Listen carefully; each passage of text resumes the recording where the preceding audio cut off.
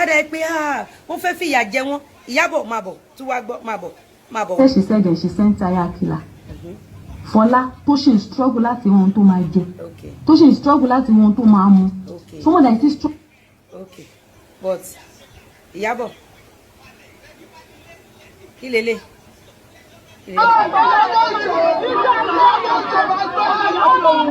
Ìyábọ̀ orúkọ ẹ̀ náà ń dá. So ìwọ ló lọ kú caption gold London Gistlover.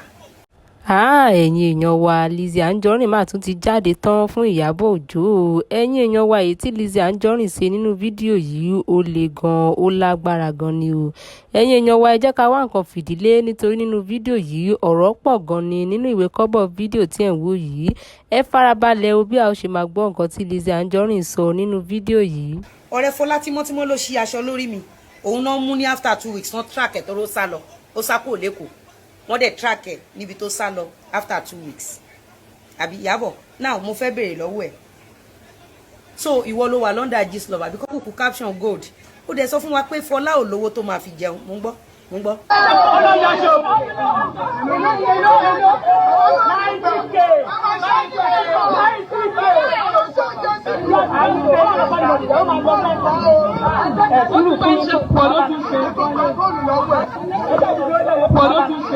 Ìyábọ̀ kí ló tẹ́ ń sọ pé ẹ ṣáà gba góòlù lọ́wọ́ ẹ̀ ẹ jẹ́ ká sọ pé a gba góòlù lọ́wọ́ ẹ̀. So Ìyábọ̀ Òjó ìwọ ló wà lábẹ́ Gistlover tó ń kú caption.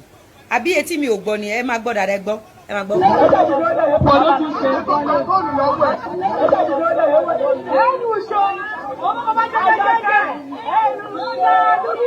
Ẹ jẹ́ ká sọ pé ọ̀rẹ́ Fọlá ló sọ pé àti mú Lizzy l'Ékòó.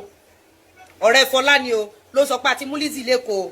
Ẹ jẹ́ ká gbọ́ ìbẹ̀rẹ̀ dáadáa ẹ jẹ́ ká sọ pé a gba góòlù lọ́wọ́ àbí kí wọ́n sọ. So this thing was pre-planned. Ìyábọ̀ tó bá yẹ pé kò ń ṣe pre-planned tó bá yẹ pé kíní yóò kì í ṣe set up bẹ́ẹ̀ ṣe set ikú Mohbad up. Kí ló dé tí ọ̀rọ̀ 91,000 lẹ́yìn tí mo ti san owó kí ló dé tó ṣe wá sọ pé ẹ jẹ́ ká sọ pé a gba gold lọ́wọ́ ẹ̀ ẹ máa gbọ́ ẹ máa gbọ́.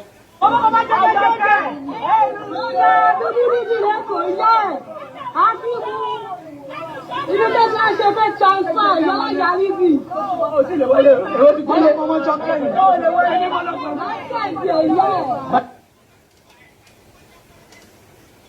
Àṣẹ tiẹ̀ ìyá ẹ̀ ó dẹ̀ ti ti àwọn ọmọ olórí burúkú yẹn síta káyé má bàa rò pé set up ni ẹ ṣojoojúmọ́ náà ń set Lizzy up. Ìyábọ̀ you are going in down. You are down already. You are not coming up for the rest of your life. Kò ń ṣe lórí alọ́kọ.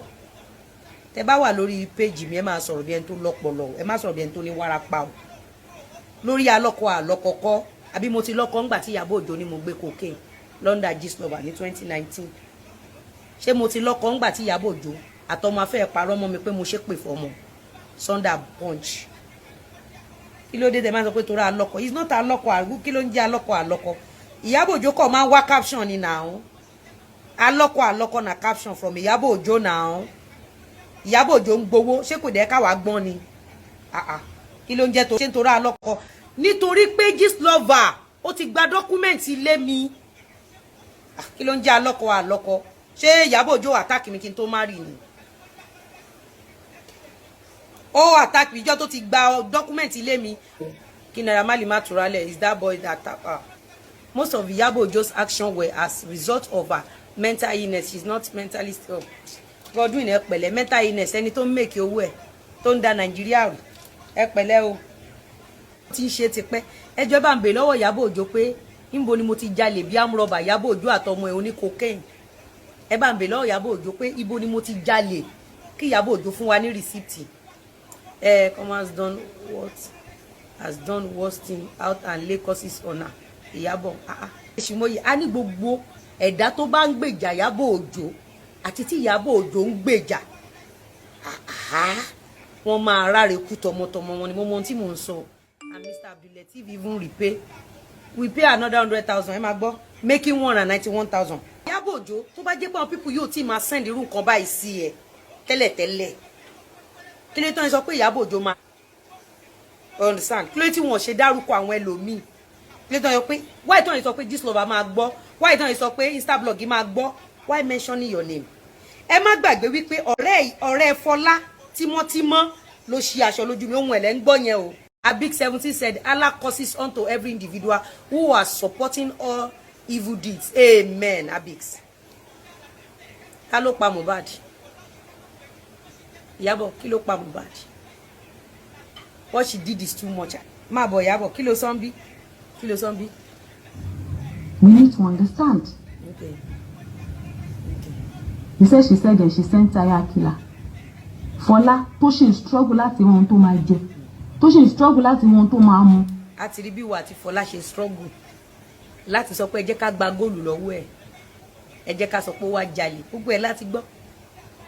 A ti rí bẹ́ẹ̀ ṣe ń struggle lẹ́yìn tán ti kọ́lé, tẹ́ ti ra lẹ̀, tẹ́ ti ra mọ́tò. Ẹ máa gbọ́. Someone that is still struggling to feed her children.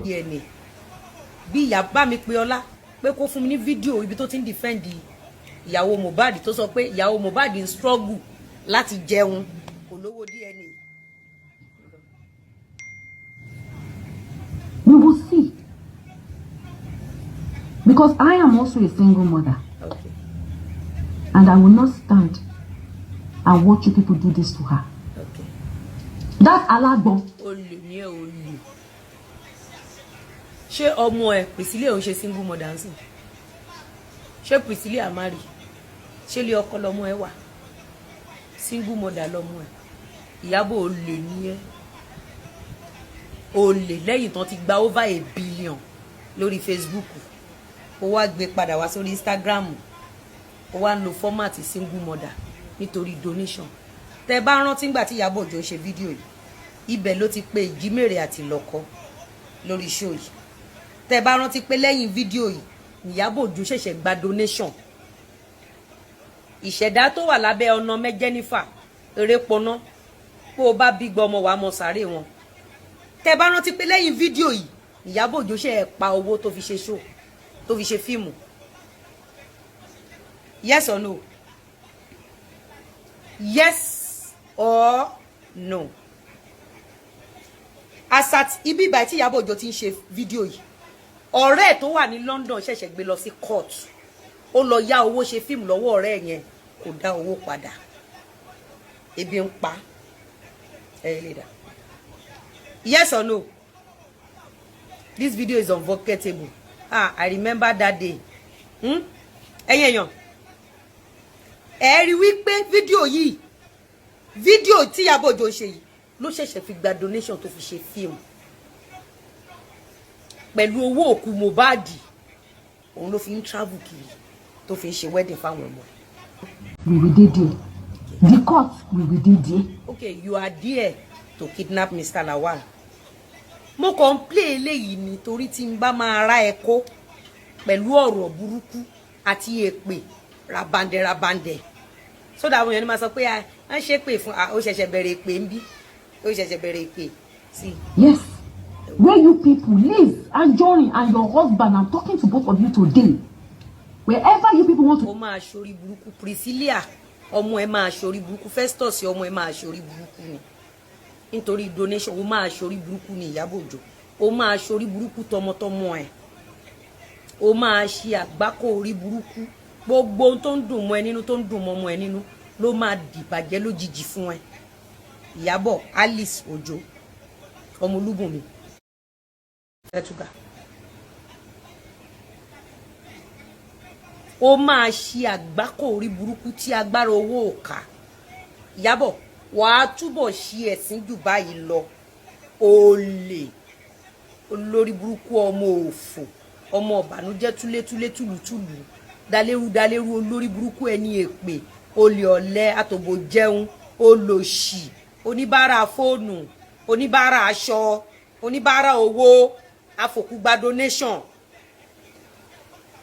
olè olórí burúkú gbẹ́nirọ́láwọ̀ èsì àgbésùn ẹ tẹ́jọ́ máa ṣorí burúkú tọmọtọmọ yín papọ̀ ẹ jáde kẹ́ ẹ sọ fún wa ibo ni Mohbad ti play àdírẹ́sì wo ni Mohbad ti play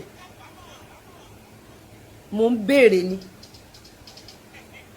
àdírẹ́sì wo ni Mohbad ti play olórí burúkú Ìyábọ̀ Òjó tó máa mọ sàárè gbogbo ọmọ tó tara ẹ̀ jáde àti olórí burúkú tó ń gbé kiri ìyẹn àgbésùn ẹ ẹ̀yin olórí burúkú tẹ́ ẹ gbé ọmọ ọlọ́mọ láàyè tẹ́ ẹ dá padà pẹ̀lú òkú Òjó ajé arí ẹ sá ajé ti bínú sí ẹ ajé ò ní yọ́nú sí ẹ Ìyábọ̀ àti wọ́ àtàwọn tó ń gbèjà àtàwọn tó ń gbèjẹ ẹ ti rí bínú ajé ò ní kọjú sí ṣe lóore mọ́ Ìyábọ̀ wàá tẹ ojú ilẹ̀ mọ́lẹ̀ tọmọtọmọ ẹ olórí burúkú oníbàárà olè. The same thing she did to me is what she did to Baba Mohbad. The same thing, the same format. The same thing she did to Naira Marley and Sam Larry. It was Iyabo Ojo that was beating Mohbad everywhere. The same thing she did during election. Ogunlakaye ló máa fi ẹran ẹ yíyẹ̀pẹ̀ Iyabo Ojo. Mọ́tò ló máa pa gbogbo ọmọ tó tara ẹ jáde Iyabo Ojo. Ó máa fọjọ́ ọlọ́jọ́ kánjú kú ni tọmọtọmọ Iyabo Ojo bẹ́ẹ̀ ni mo sọ fún ẹ. Àdàbí tó bá jẹ́ pé òtítọ́ ló gbé wá ń pa mí lókù. Olòṣì olè olórí burúkú ẹni òfò olè. When you were doing this video, I was looking at you. O mo èpè tó máa ṣe mọ́ Priscilla òkú Priscilla o mo yí èpè tó ń ṣe fún òkú Priscilla London comment section níjọ́ tó ń ṣe show yìí ṣé kí n gbé jáde fún ẹ láì ṣe láì rò ẹ Ìyábọ̀ o máa fọjọ́ ọlọ́jọ́ kánjú kú ni tọmọtọmọ ẹ bẹ́ẹ̀ ni mo sọ fún ẹ olórí burúkú olòṣì wọ́n gbọ́ ọmọ ọlọ́mọ travel ọmọ ọlọ́mọ kú tán olórí burúkú wá lọ fi òbò exchange ó ti cyber kidnap jẹgẹjẹgẹ òun ò ní tú àṣírí ẹ̀ kó jẹ́ káwọn máa fẹ́ra wọn ó wá fi òkú Mohbad ó fi ṣe pàṣípààrọ̀ nítorí mọ́tò rẹ́ǹtì tóun àti jẹgẹjẹgẹ jọ ń gbé kiri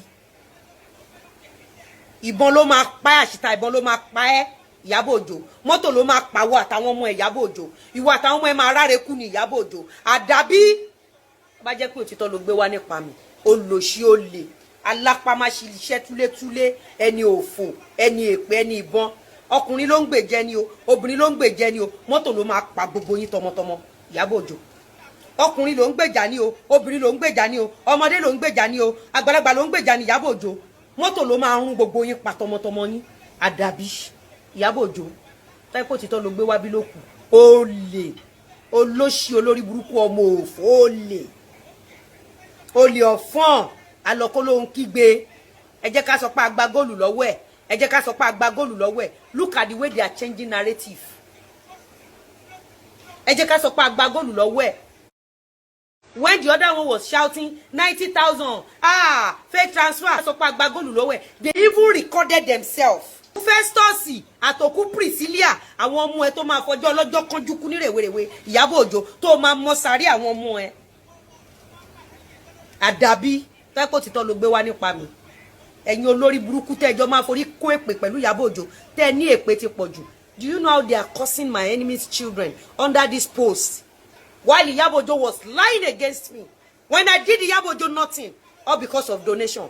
Ìyábọ̀ Òjó ilé ayé ẹgẹrẹ á gbé ẹmí tọmọtọmọ ẹ tó bá wù Naira Marley kó lọ gbọ́ wọ́n ti reduce sínú ọjọ́ orí already tó bá wù kó lọ gbọ́ kán rí bí tètè pàdánù yín ọkàn mi ṣebí Ìyábọ̀ Òjó ló máa ń bóun náà cover tó bá tú kókó sí èèyàn ẹ mú ẹ ti gbàgbé èpè ńláńlá tí wọ́n ṣe fún ọ̀tá mi ọ̀tá àwọn ọmọ mi when Ìyábọ̀ Òjó was doing this show ẹ máa ṣánkú ni gbogbo yín tẹ́ bá sọ pé èpè tó ń ṣe fún Ìyábọ̀ Òjó ti pọ̀ jù gbogbo yín jọ máa gbọ́mọ sí pẹ̀lú Ìyábọ̀ Òjó ni. Take this Bola Tinubu's case too. I will be there with you. And you will be gone forever for the case. Oh, the jara ye moto mo. Hearing the Do Matter video over and over, you will understand that everything was planned out of Frame Lizzy. It was an advanced country. They will also be sued for large amounts. Díẹ̀ ni gbogbo wa máa gbọ́. Ṣé rí pọ́tọ̀ rí tẹ́ tún rí lẹ́nìí ẹ rí pé first woman tí mo chat lẹ́kọ̀ọ́ Do Matter ó wá ní ìyẹn ti lọ ná lẹ́yìn tán ti kígbe olè lé mi lórí for you to have known that is a pre-planned. Ẹ jẹ́ ká sọ pé gold, ẹ jẹ́ ká sọ pé a rí gold lọ́wọ́ ẹ̀, ẹ jẹ́ ká sọ pé a rí gold lọ́wọ́ ẹ̀. Then ẹ bè lọ́wọ́ DPP florida tí DPP ṣe yọ kéèsì yẹn kúrò ní kóòtù. Why are they not supporting Nigerian police to bring the person that received the money?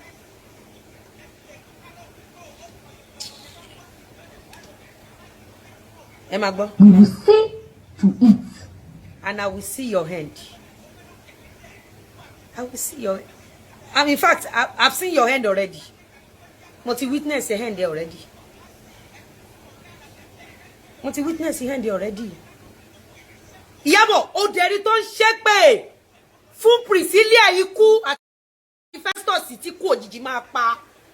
And you continue lying against innocent people because you want to collect donation. Ògún ló máa fẹ́ràn yíyẹ̀pẹ̀ Ìyábọ̀ Alice Ojo. Àdàbí gbogbo yín tẹ́ ń gbèjà Ìyábọ̀ Òjó lọ́kùnrin lóbìnrin. Tẹ́ ẹ bá lè gbà èpè tí Ìyábọ̀ Òjó tó subject àwọn ọmọ ẹ̀ ìyẹn Festus ikú àti Priscilla ikú òjijì sí lókù. Are you not watching Ìyábọ̀ Òjó subjecting my enemy's children to curse just because Ìyábọ̀ Òjó wants to ruin my enemy? Ẹ wá ní Lizzy ń ṣépè. Mo ṣẹ̀ṣẹ̀ bẹ̀rẹ̀ èpè. Ìyábọ̀ mo ṣẹ̀ṣẹ̀ bẹ̀rẹ̀ èpè fún àtàwọn ọmọ ẹ̀. I have all my evidences. When you are staging this show, how they are cursing Priscilla ikú òjijì, Festus ikú òjijì, Ràkúnmí ọmọ Priscilla tó máa mọ sàárì ẹ̀ ikú òjijì, àti Dọ̀kásì tó máa mọ sàárì àwọn ọmọ ẹ̀ tí ikú òjijì máa pa, àti Adébísí ìyá Dọ̀kásì tí ikú òjijì máa pa tọmọtọmọ ẹ̀, tí ikú òjijì máa pa tọmọtọmọ. I have all your evidences. I kept everything. Mo munch ẹ mọ fídíò ẹ ni. Mo munch gbogbo èpè yẹn mọ fídíò yẹn èpè tó máa ja Priscilla ikú òjijì àti Festus ikú òjijì. It was Ìyábọ̀. It was Ìyábọ̀ and for Kokose. Ó rò pé tí n bá get justice lọ́dọ̀ ọlọ́pàá, tí n bá get justice lọ́dọ̀ ní kóòtù, ó rò pé kò sí ṣẹ̀ṣẹ̀ ni. Èpè la máa fi yí ṣẹ̀dá ẹ padà. Ṣẹ̀dá àwọn ọmọ ẹ̀. Ó máa ṣọ́kù tọmọtọmọ ẹ̀ ní Ìyábọ̀ Òjó. Of you today, wherever you people want to take this Fola Tinubu's case to, I will be there with you. We will see to it. Ìyábọ̀, bring evidence that I, Lizzy Anjorin, involved in Fola Tinubu's case. I am challenging you. How many times have I challenged Ìyábọ̀ Òjó to bring evidence that I involved in that video, in that case? Is this Shitu, this San Shitu, and Ìyábọ̀ Òjó that sent Fola to station to go and report me?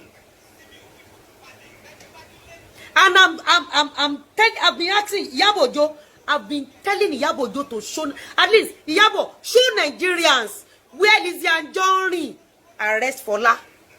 Shame me, show it. Ìyábọ̀, Ọlọ́run á ro gbogbo ìṣẹ̀dá tí mi ò mọ̀ rí, tí mi ò ṣẹ̀ rí. Tọ́ dẹ̀ ṣe show fún mi lórí irọ́ tó ń pamọ́ mi. Á jẹ́ kó tètè mọ sàárè gbogbo ọmọ tó tara ẹ̀ jáde.